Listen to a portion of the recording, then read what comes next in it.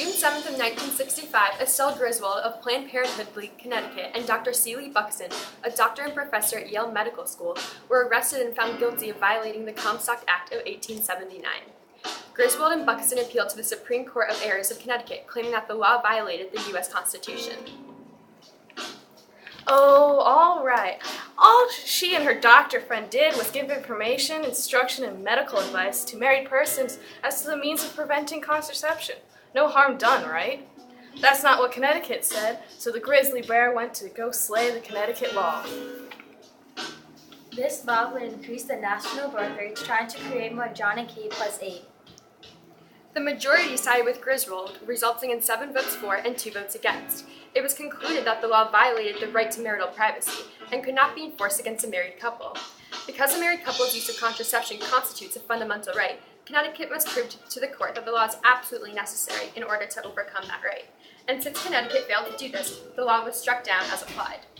Oh yeah. Justice Arthur Goldberg argued that the right to privacy is basic when it concerns the activities of women and their bae. Justice Brian White put his 2 cents that, a fundamental right to privacy of the baes constitutes a liberty under the Due Process Clause and is shielded by the 14th Amendment against the states. Marital privacy was part of their fate. Now they will end up like William and Kate. Justice Hugo L. Black and Potter Stewart, who were part of the dissenting opinion, took literalist approaches, arguing that a right of privacy was not specifically written in the Constitution. Each was critical of the flexible approaches used to discover a constitutional right to personal privacy. Justice Stewart can't even. He said, nah, son, the Connecticut law forbidding contraception is uncommonly silly.